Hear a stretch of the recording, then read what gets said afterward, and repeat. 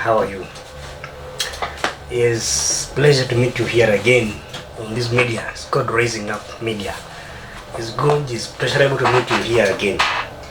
It's an inspiring channel, a teaching channel, and an educative channel.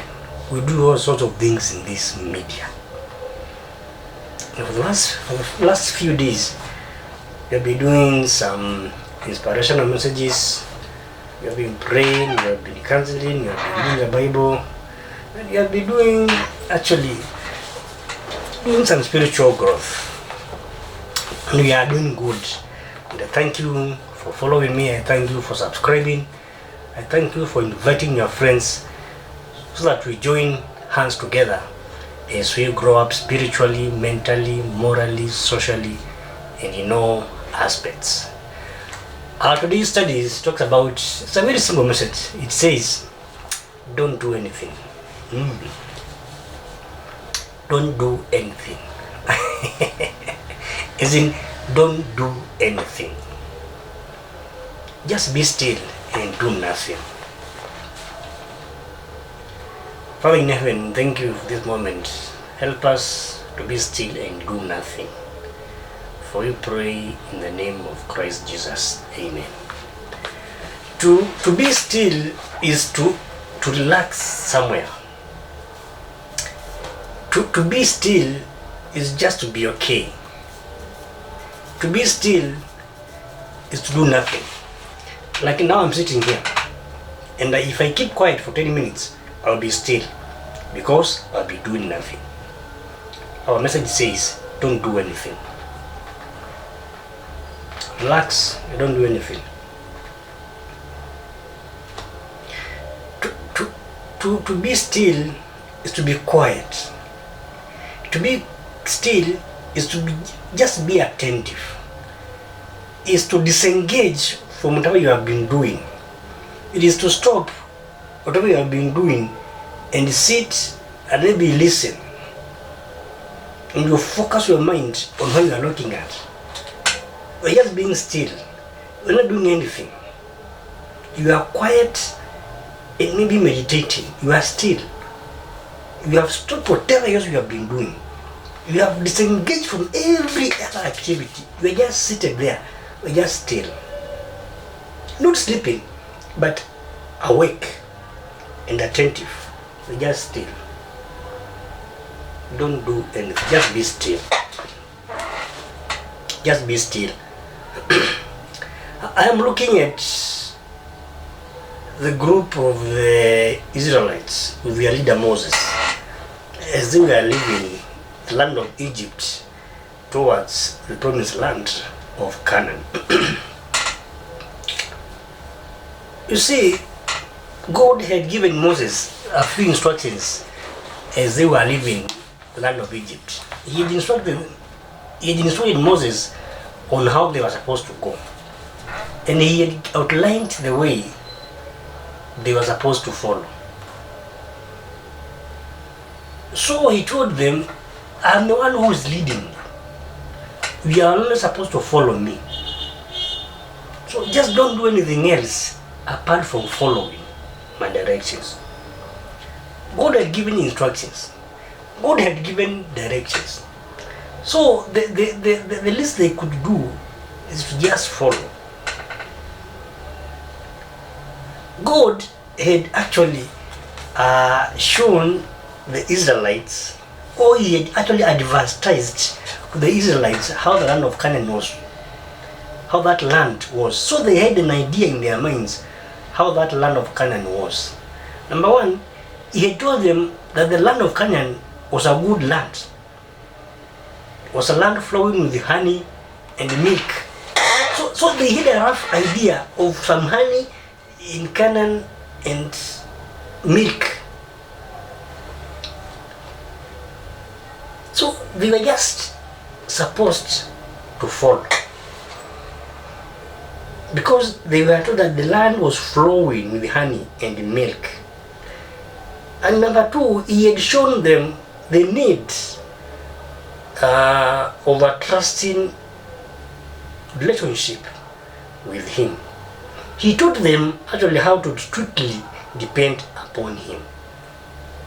As they were leaving the land of Egypt, they were instructed that they were to strictly follow God's instructions.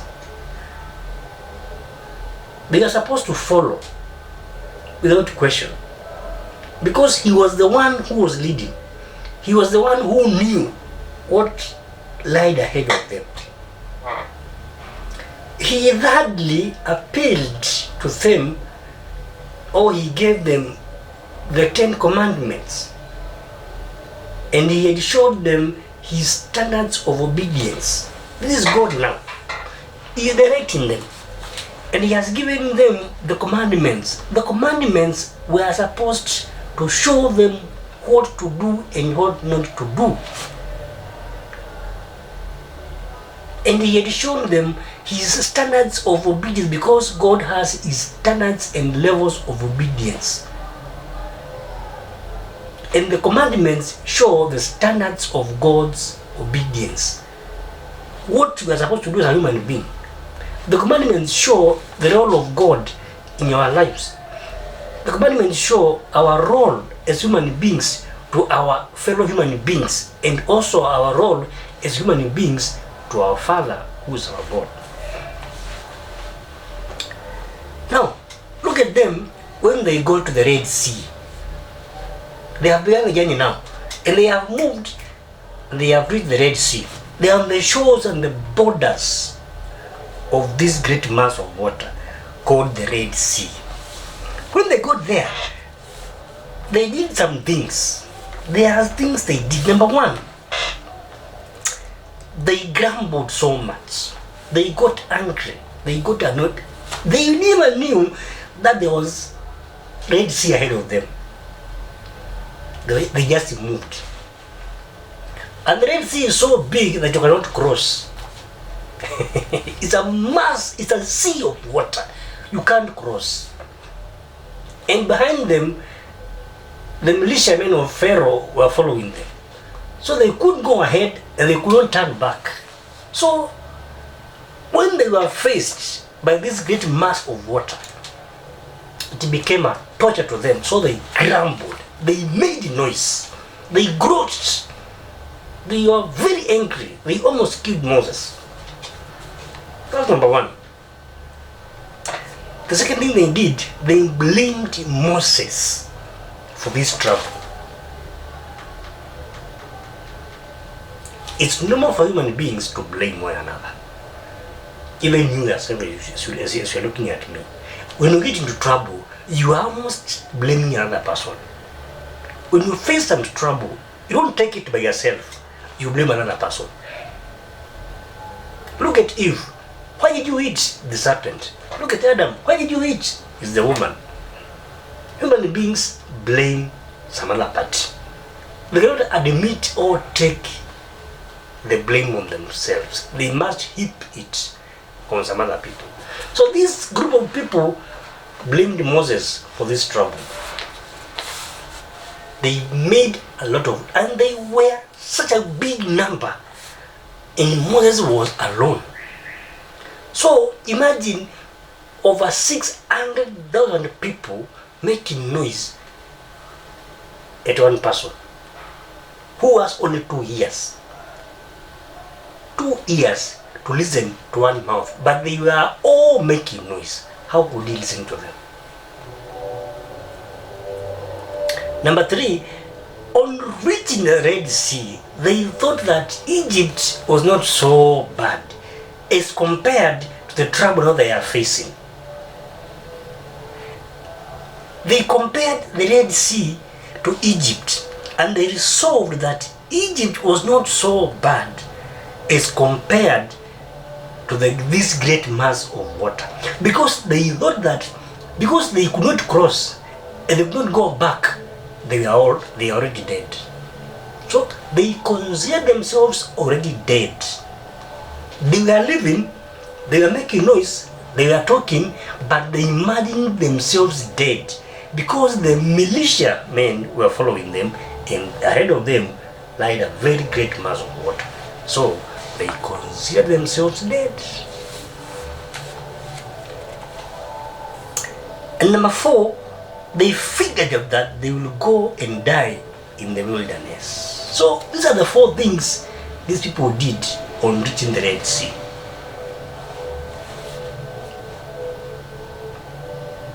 Like you today and me, we all get Red Sea at some point. We begin our journey very faithfully. We begin our journey very happily. We begin our journeys very sweetly and with a lot of hopes and dreams ahead. But what do you do when you get to the Red Sea? What do you do when you face the great mass of water? What do you do when you cannot go further ahead?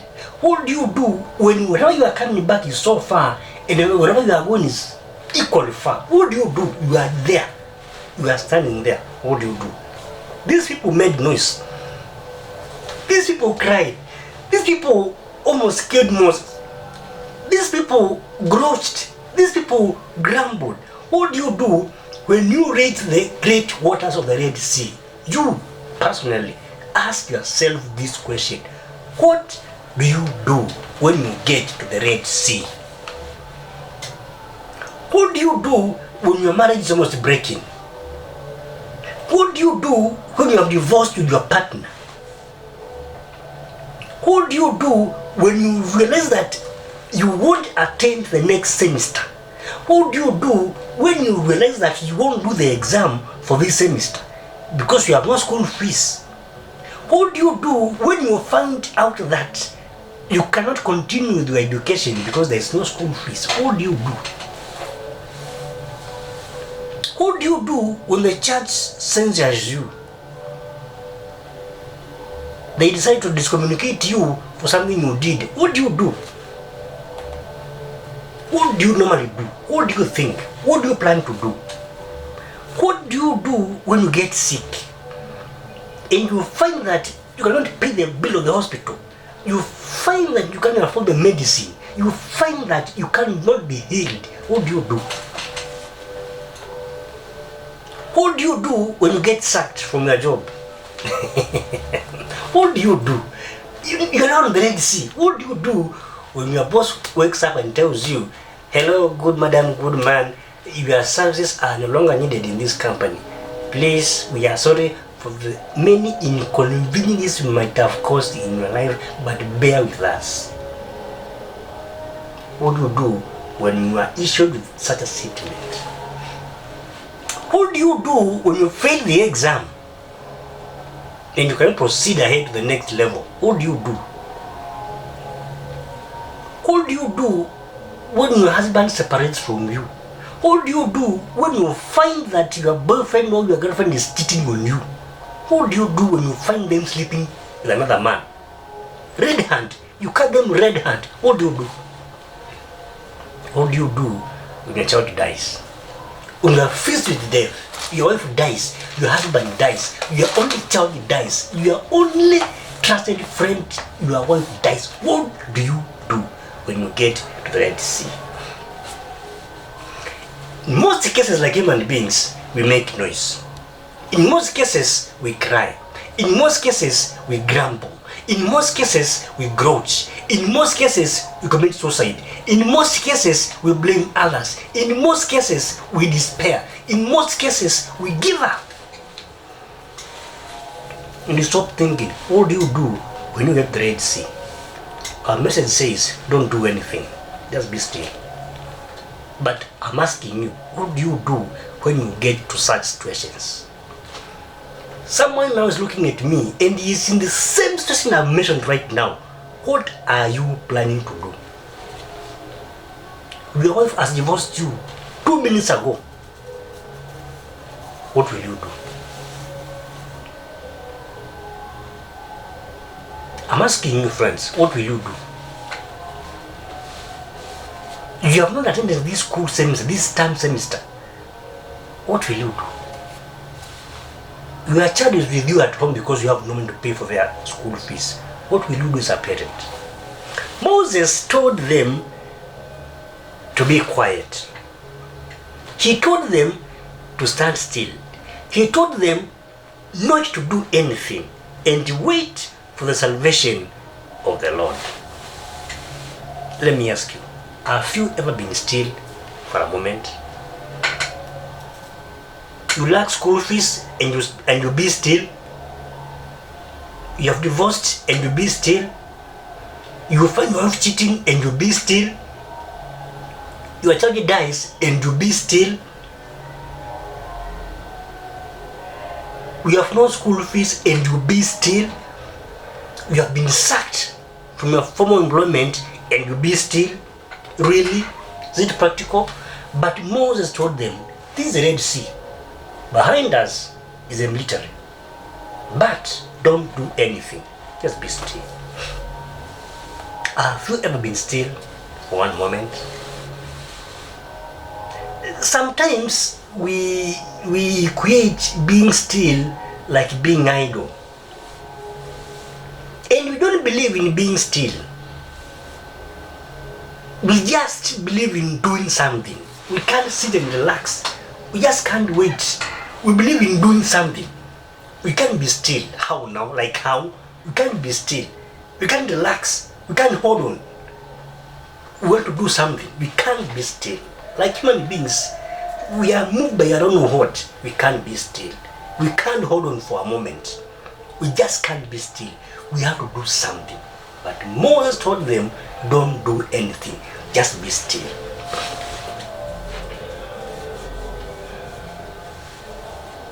Like Moses said, I'm telling you today, don't do anything. Just be still. They were to stand still in relation to fighting the enemy. The battle was not theirs. So they were to stand still and not fight the enemy. They were to stand still and do nothing. What were they supposed to do? They were only supposed to go forward. They were only supposed to move ahead according to the directions and guidance and instructions of the Lord.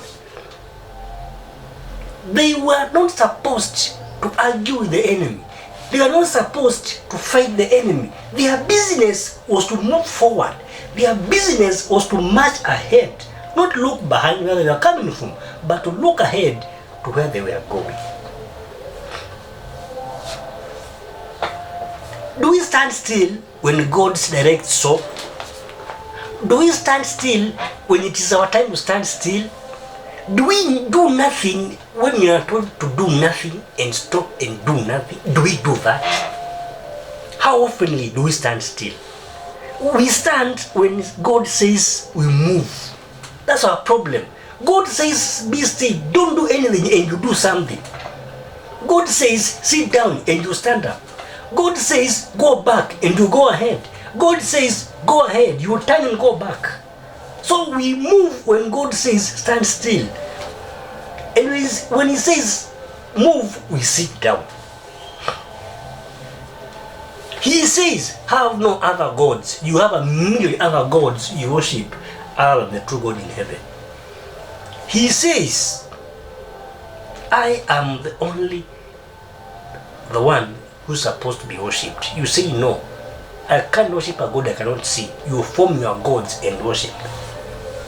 He says don't mention my name in vain. You take it carelessly and you go around abusing the name of the Lord carelessly, anyway, anywhere, the way you want. He says you sit, you stand. He says worship me on Sabbath. You say no, I can worship on Sunday. He says you move, you sit down. God instructs us not to kill, but we say, what if we kill a cow? What if we kill a goat? What if we kill a goat or a cat? Killing is, he say don't kill, but you kill an animal and you leave the human being. What do you do when you get to the Red Sea? He says have one wife. You keep a wife at home and have other four outside, because you cannot be still. He says don't commit adultery. You have 4 girlfriends and 5 wives. What are you doing? You can't stand still you can't do nothing. He is saying, don't do anything, and you are doing something. He says, honor your parents. You beat them, you abuse them, and you heap to them all sorts of things. What do you do? He tells you to stick by your partner and don't divorce them until death do you part. But you say no. But you can say no. This person is too stupid. You can't live with them. He has to go, and you part ways because you cannot follow instructions. God did not want them to fight to the promised land. He didn't want them to fight to get the promised land, but to follow his guidance and see his salvation. That was the plan of God. He wanted them not to do anything to attain the promised land, because he is the one who planned to save them. So he didn't want them to do anything to attain that salvation, because it was his business to get them to the promised land. It was not theirs.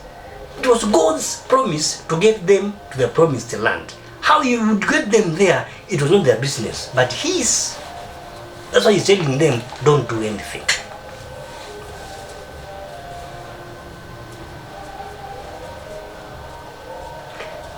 Look at them. They had no gardens there, but no one died of hunger during the 40 years. During the day, it was very hot in the wilderness, but there was a cloud shielding them from the strong heat of the sun. During the night, it is very cold in the deserts at night, almost negative 4 degrees Celsius. But a pillar of fire was shining upon them, and they felt warm. Don't do anything. That was the instruction. When you be still, when you don't do anything and listen to God's voice, you will hear him speaking to you. Hey, you say amen. When you be still, when you don't do anything, you will hear him speaking and talking to you. Just be still now, you will hear him speaking to you outright.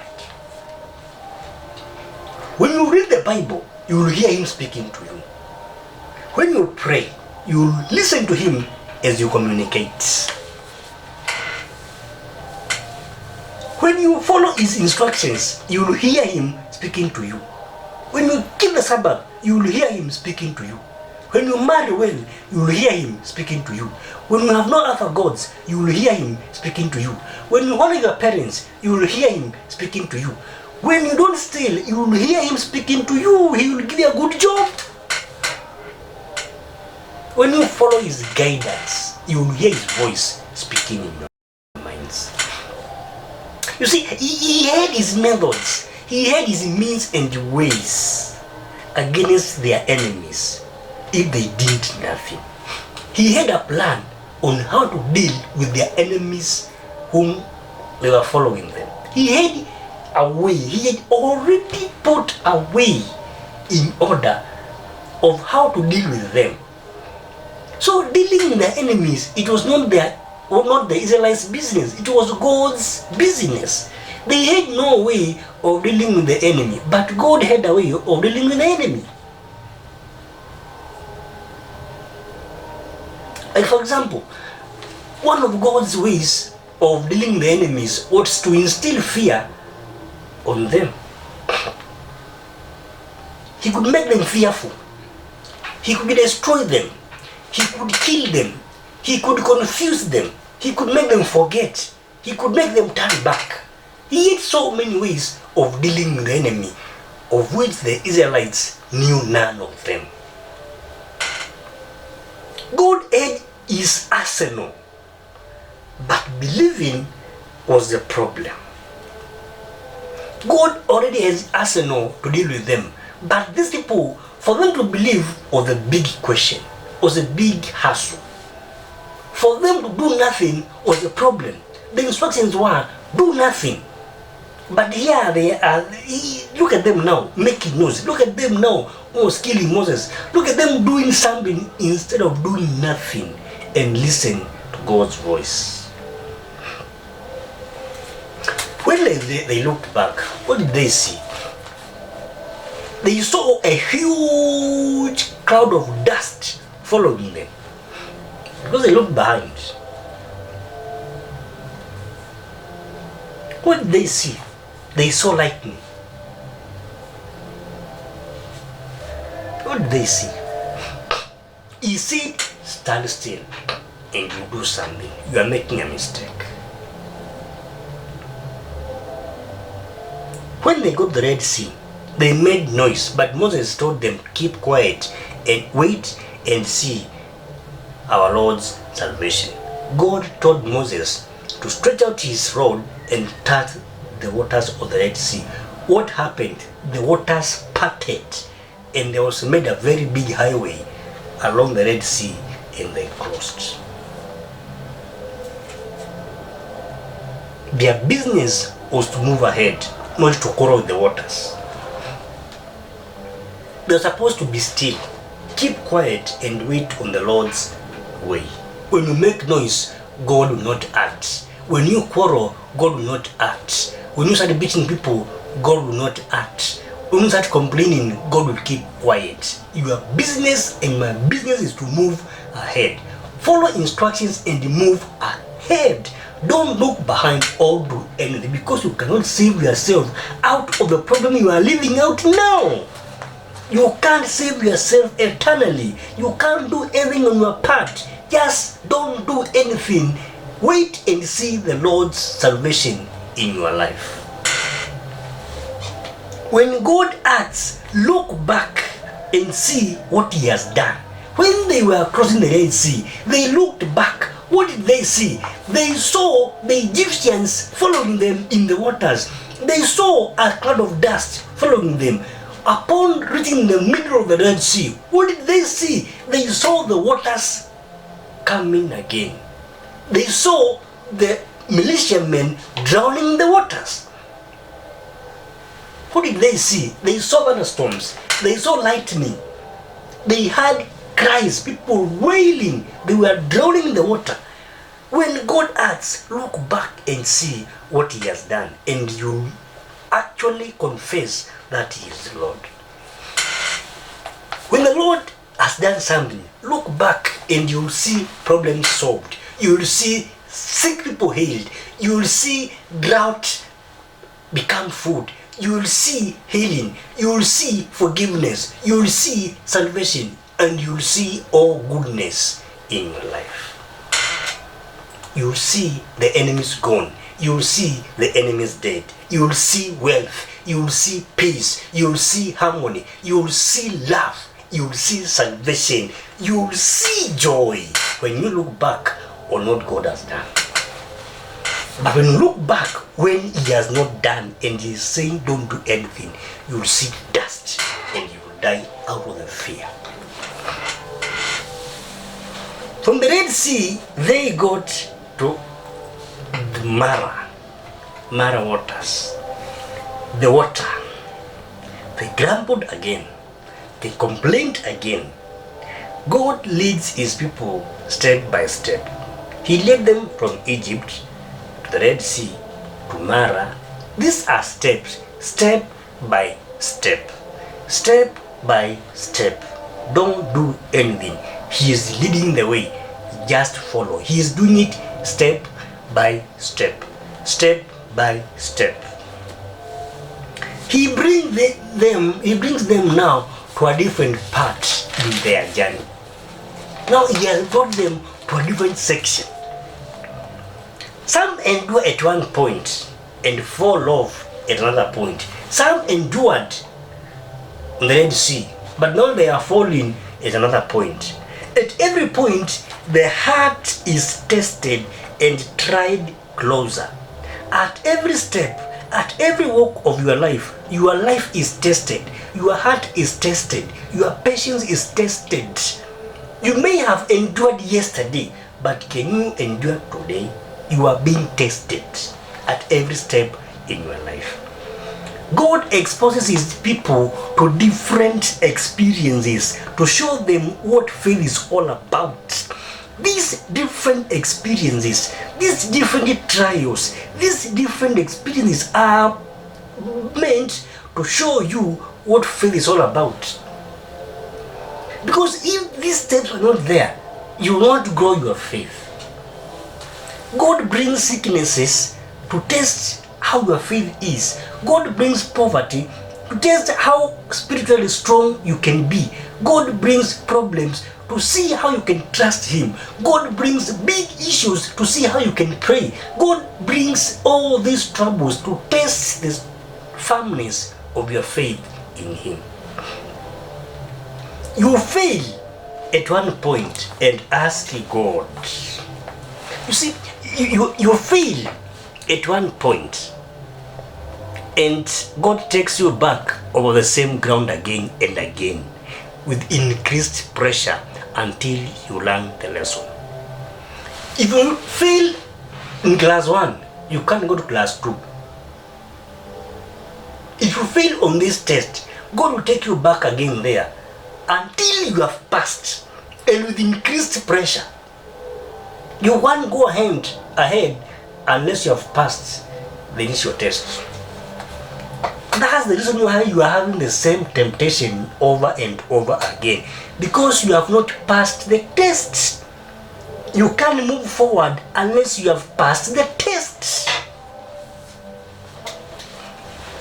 Now, from Mara, they are going to Elim. We are going step by step. From Mara now, they are going to Elim. The water and life was good here now. And now from Elim, they are marching ahead to the desert or the wilderness of Sin. Here, there was no food. That's when the time now He gave them manna. So God knows how to deal with you at the different times in your life. He knows what to do with you. He knows what to do with you. But you don't know what He knows to do with you. Because it's not your business to know what He will do with you. It is His business to know what He will do with you. Not yours. Yours is to move ahead. When He says stop, stop. When He says move, move. But how He's going to conduct the things is not part of your business. How He is going to deal with you is far from your thinking. It is none of your business. Why are you taking God's business to be yours? Why are you doing God's business and He's not doing your business? Can you mind your business, which is to do nothing? When you get to a point, remember that He is testing the validity of your faith. When you get to a certain point, remember He is testing the validity of your faith. When you get sick, He is testing. When you get sacked, He is testing. When you get problems in your family, He is testing the validity of your faith. If you complain and cry, you will never come out of that situation until you learn. If you complain, if you grudge, if you grouch, if you grumble, if you cry now and then, you won't get out of that situation until you have learned to trust in Him. God has led us all the way today, like the way He led those people during those days. Our faith is tested like they were tested. Because unless your faith is tested, it is fake. Your faith is only valid until it is tested. Otherwise, it is useless, fake. Had they stood still, they would have seen the salvation of God. The world would have known God through them and through their experiences. But they did not do that. They did something instead of doing nothing. Very many years ago, Jesus would have come, and this work would have been done and would have been gone to heaven. But because we are doing something, we have delayed His coming. Instead of receiving the salvation He has given us, we are trying to procure our own salvation by our own means. We are trying to save ourselves now and then. We are trying to do our things by our own ways. Hey, shall we make it? I think not. We have complained and grumbled a lot and missed God's blessings. I think God brought you to this world. God made you get born to this world. So he had a plan for you and he knows how to deal with you. Why don't you give him time to deal with you properly? Why should you complain? Why should you make noise? Why should you get into trouble for no good reason? Why can't you be still and do nothing and see God's salvation? We have stagnated over the same point for long because we have not passed the test. You have lacked money for so long because you haven't passed the test. You have marriage problems because you have not passed the test. You are in the same class because you have not passed the test. Pass the test. Be determined to pass this temptation and you will go to the next step. Else you can't cross the Red Sea if we are still making noise. We need God to show us his salvation by us being still and doing nothing. If you want to see who God is in your life from today, if you want to see how God works in your life, if you want to confirm God is God in your life, be still today and do nothing. Follow his instructions, do his bidding, and you will see who God is in your life. If these people had waited on the Lord, he would have saved them long time ago. And going to Canaan would have taken a few days, but it took 40 years. Because when he says do nothing, you do something. He told them to do nothing and they did something. So instead of taking 4 days, it took them 40 years to get to the promised land. So you are the one who are delaying your blessings. It's not God who is delaying to bless you. You are the one who is delaying yourself from being blessed because you are doing something when he says do nothing. So who is the problem now? It is you, not God. Not even the devil. It is you, not God.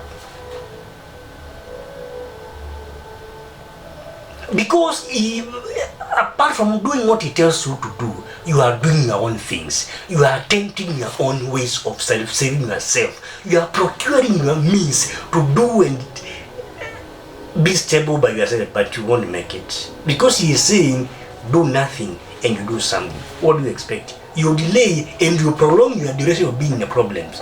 If you want to cut short your days of suffering, do nothing.